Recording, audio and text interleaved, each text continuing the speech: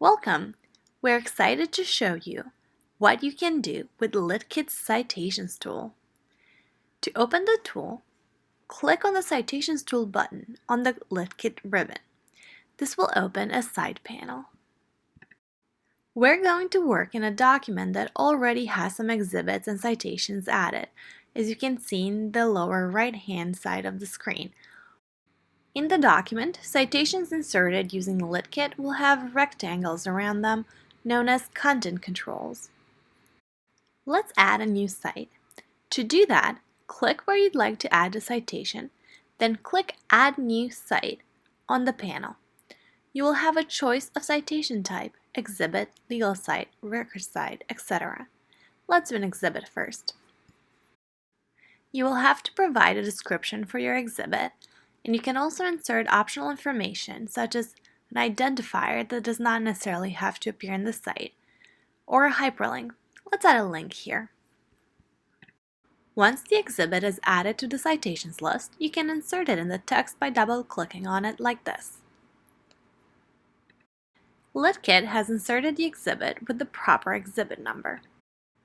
Let's cite to this exhibit again, right after the current cite. LitKit will insert an id citation.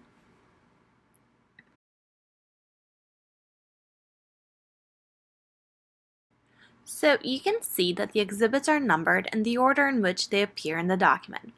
But what happens if we reorder them?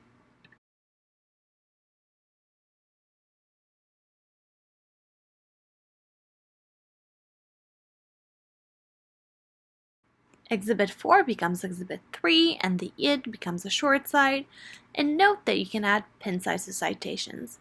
They will appear in the place where you indicated they should appear, and if your long cite becomes a short cite, the location of the pin site will change accordingly. You can add pin sites not only by using the button on the ribbon, but also from the right-click menu.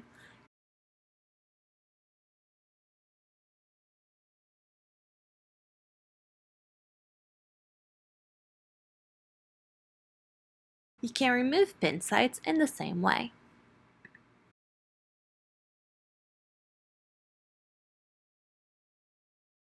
Speaking of short cites, you can completely customize the format of your cites to exhibits.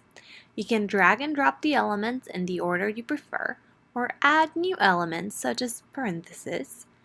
You have different options for various elements like changing the exhibit index from an exhibit number to an exhibit letter. You can even add a custom text box.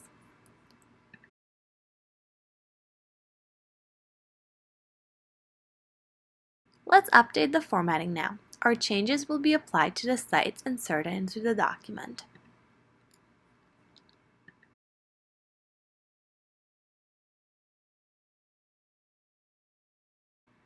There's another way to insert a cite. If you already have a citation typed into the document, you can select it and add it through the right-click menu. The cite will be added to the cite panel. There, you can edit it to add a short cite or any required formatting. To add formatting, you can select the text and then choose an option from the upper right corner of the text box, bold, italics, or underline. Don't forget to add a pin site placeholder by clicking on the pin in the corner. This way, the pin site will move around if your long cite becomes a short cite or an id cite, so it will always be in the proper place.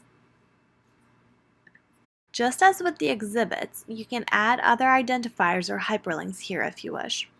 Then, just click on the Update Citations button and the cite will update everywhere where it is inserted in the document. Then, let's insert a pin site. It will appear where you had indicated. Next time you insert a citation to that case, it will be a short cite or an id. When you add a pin site, the text box will appear as you indicated earlier.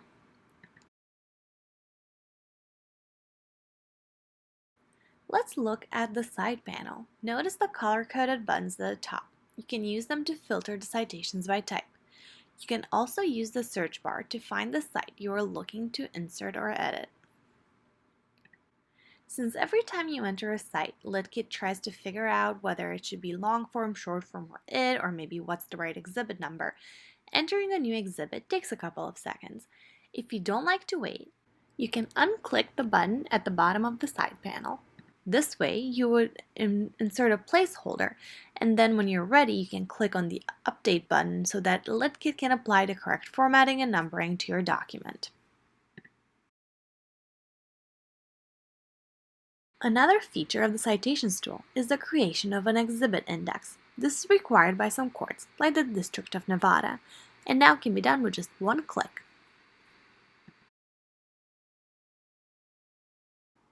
A favorite feature of mine is saving and reusing the citations. You can do that in the drop-down next to Add a Citation button. It is kind of exciting because once you draft a motion, you can reuse the list for the reply or any future motions, and you will have the most relevant exhibits and legal authorities already in the document just clicks away from being inserted.